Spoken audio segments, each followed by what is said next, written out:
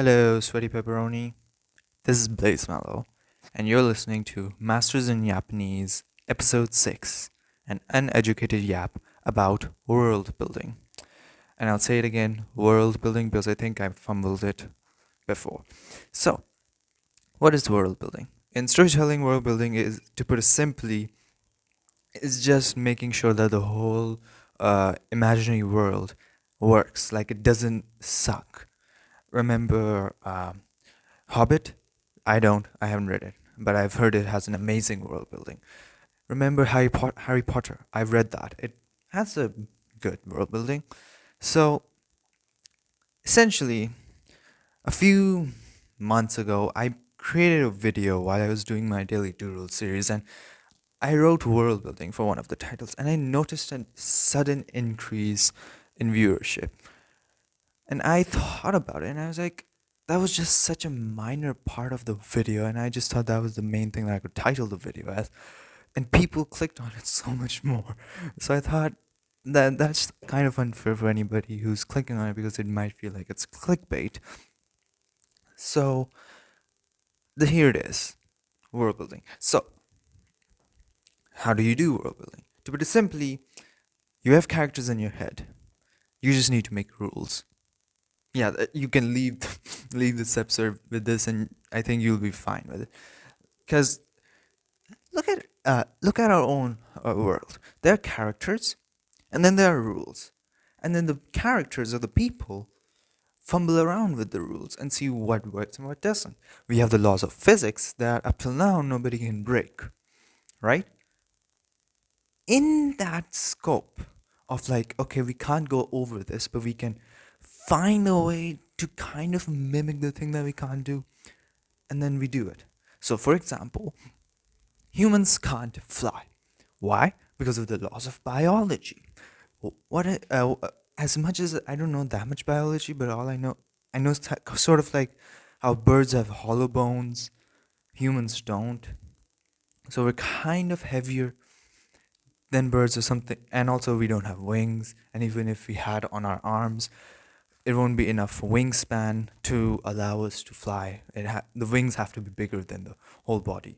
It's something called wing body ratio, something like that. But anyways, we had that problem. We had that conundrum, and we needed to fly. What did we do? We couldn't break the laws of physics and say, "Oh, we flew like Superman." You can't do that. But what you can do is build a machine that has a larger wing to body ratio. Now, what do I mean by that? Is larger wings than the whole body.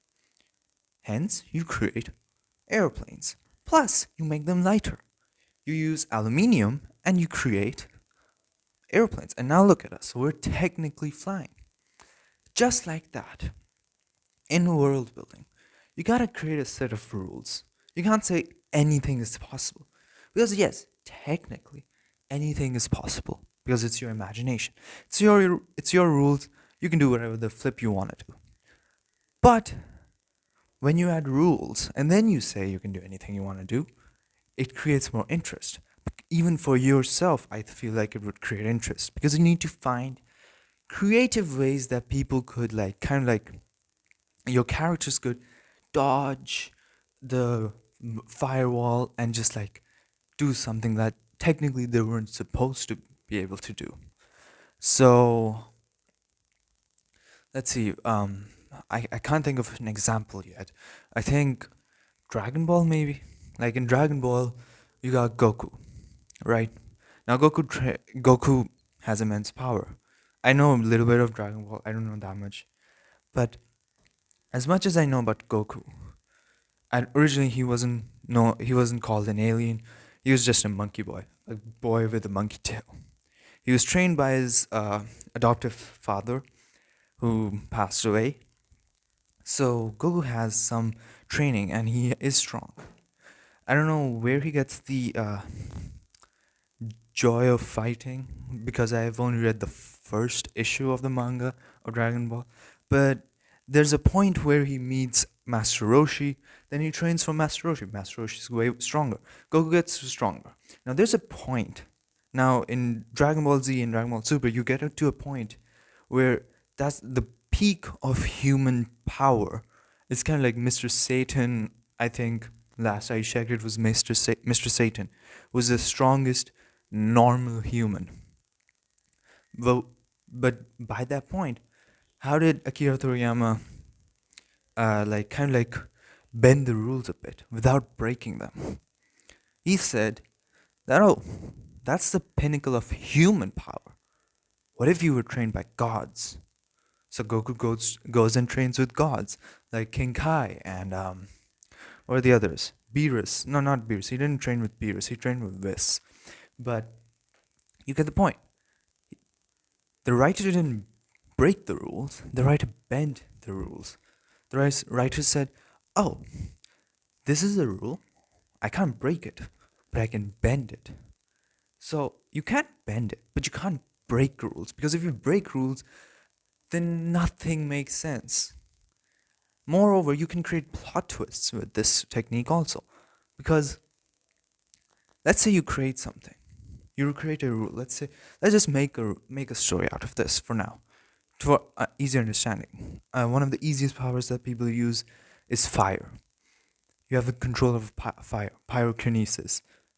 I'm saying it wrong. Pyrokinesis. So you have pyrokinesis as a rule, as like a power that people can learn. But here's the catch: if you want to have pyrokinesis, you need to, let's say, eat a matchstick every day, or you eat as many matchsticks as you consume every day.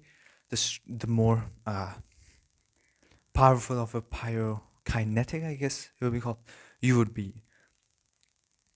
But here's the catch: if you eat too much, you are poisoning yourself. So now there's a problem for our main character, who is a pyrokinetic. He wants to be the strongest, yet he can't eat too many matchsticks. So now you have two options. Either A, now this is coming from me. It can totally be possible that you are way more creative than me, and your experiences and your influences show you multiple other paths that I didn't even see.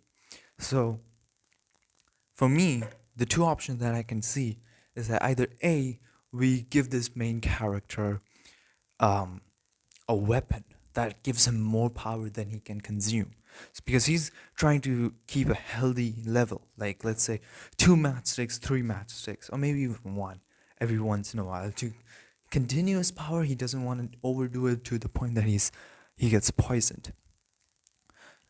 So either A, he gets a weapon to like enhance his abilities, or B, he doesn't do that and he, let's say, he's like, flip it, I'm not gonna care about my health, and he's gonna eat more. But then you have to show the disadvantage for that. You need to show him getting poisoned. You need to show him get those problems, because that's what creates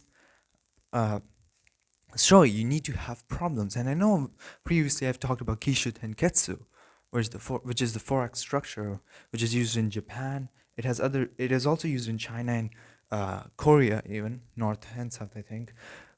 But they have different names in China and Korea.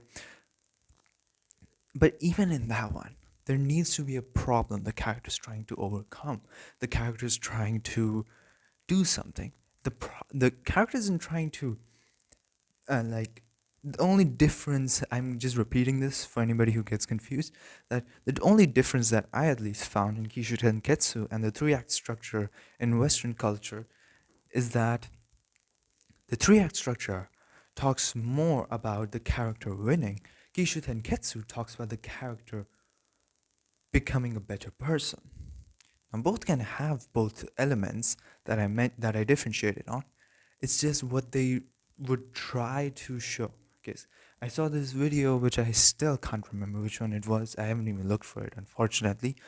But a YouTuber were very efficiently described it. That Kishu Tenketsu, the 3-act structure. In the 3-act structure, a story would go like, man goes to space and conquers the moon. And I would basically put conquer in bold. And on the other side, in Kishu Tenketsu, in the 4 act structure, man goes to space and finds his place on the moon. Now, the difference is that in the 4 act structure, it's all about finding your place, being a person. A person isn't always winning, a person is sometimes trying to find their place in the world, trying to learn about themselves, trying to grow. The person isn't always trying to win, but that doesn't mean the person can win. The person can't win also. The person can. The person can also lose. Thus, I would just say that going back to world building, we have this character who is the pyrokinetic. He needs to eat matchsticks to get the power, but if he eats too much, he gets poisoned. So the question is either he gets a weapon or he says, flip it, and he's going to do that. Now you can create problems for it. Let's say he does say flip it, but he says that because he needs to, actually, not wants to, he needs to say flip my health. I need to save this person.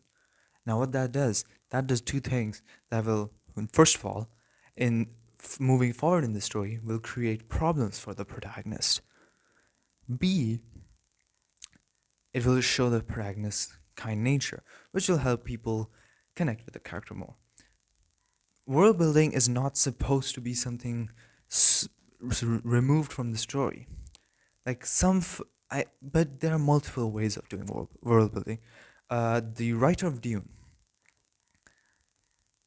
as much as I've heard, he spent like at least a year just building the planet of Arrakis. If I remember correctly, it was Arrakis. He just spent a year building the planet of the ecosystem of Arrakis, and then he made the story. Whereas some people, writers might go the opposite way. So I think in the end of the day, it's just about what you find more comfortable with, what you are comfortable with. But remember, your characters are in that world. The world isn't revolving around your characters. Your characters are revolving around the world. Your character's actions, in my opinion at least, should influence the world and the whole universe of the world that your characters live in should influence the character themselves, how they react to a situation. Like, there are multiple stories I think out there that you would say, oh, if this character just had the ability to fly, they could have gotten out of here. Like, I remember watching Boogeyman, the Stephen King novel's film adaptation. Literally, more than half of the story would have been so much against the monster. I mean, it was already against the monster, but like the whole story would have been different if one of the characters, the protagonist, I think I don't remember her name, but she was the teenage girl. If she had super speed and super strength and all of that, I think she would have won against the boogeyman by herself. But she doesn't. That's the whole, that's her fictional world's rules, that she can't have that.